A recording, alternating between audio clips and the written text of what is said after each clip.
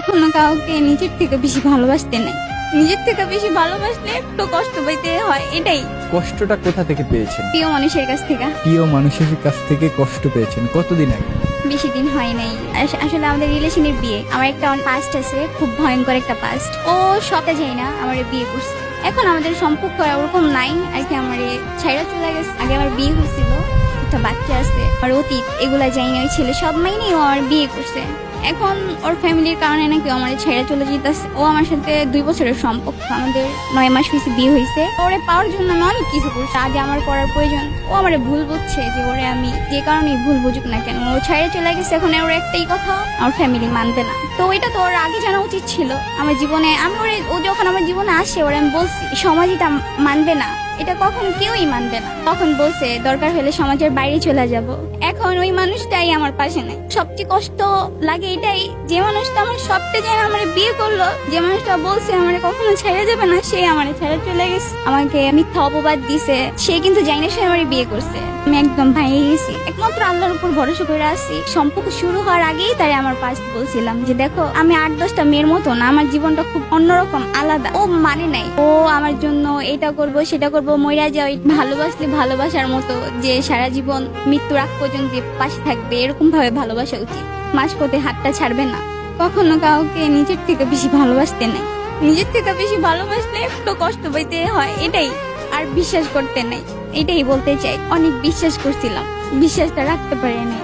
মাঝপথে হাত ছেড়ে চলে গেছে, বলছিল কখনো ছাইরা যাবে না। আমার লাইফে যে পাস্ট ছিল বাকি, তখন আমি বুঝতাম না ভালোবাসা কি। কিন্তু আমার লাইফ আসার পরে যে ভালোবাসে কি, এটা আমি বুঝতে পারছি। আর ও আমার ওরকম ভাবেই ভালোবাসছে। অনেক যত্ন করতো, কেয়ার করতো, সবসময় দেখাইতো অনেক ভালোবাসে, অনেক ভালোবাসে। এটাই আমি অন্ত ছিলাম। আমি মানুষটার চিনতে পারি নাই। যদি কখনো কেউ ভালোবাসো, মাঝপথে হাতটা ছাইরা যেও না।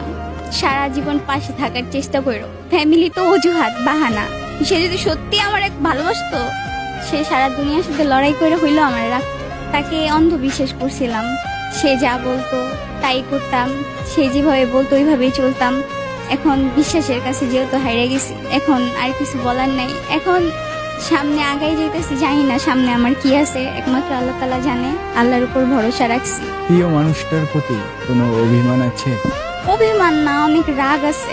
যদি ছাইরা যাওয়ার হইতো, এত ভালোবাসা দিল কেন, আর এত ভালোবাসলো কেন? আগেই চলে যেত, বিয়ের আগেই চলে যেত। ভালোবাসার মানুষটাকে কি কখনো ভোলা সম্ভব? না, আমরা যে বলি ভালোবাসার মানুষটা ভুলা যাব, আসলে আমরা ভুলে যেতে পারি না। এই যে আজকে আমরা এত সুন্দর একটা জায়গায় আসছি, সবচেয়ে বেশি কিন্তু তারই মিস করতেছি। তারে বলছিলাম যে এখানে সেখানে নিয়ে কত জায়গায় ঘুরাবো, সে আমারে বলছিল আমার এই নিয়ে সে ঘুরবে, তার সাথে একসাথে ঘুরবো। কিন্তু সেই মানুষটা আমার পাশে নেই। এখানে আসার কথা তারে নিয়েছিল, অনেক বলছি যাও, নিয়ে যাও। তাকে ছাড়া কি জীবনটা নতুন করে সাজানো সম্ভব? না, আমার জীবন আর, সবাই বলে যে সামনে আগাও, নতুন করে জীবন শুরু করো, কিন্তু কেউ যদি কাউরে সত্যিকারের ভালোবাসে ভাইয়া মন থেকে, সে কখনই পারে না নতুন করে জীবন শুরু করতে। মায়া জিনিসটা খুব খারাপ। মানুষ চলে গেলেও মানা যায়, মানুষের স্মৃতি, মানুষের মায়া, এগুলো ভোলা যায় না।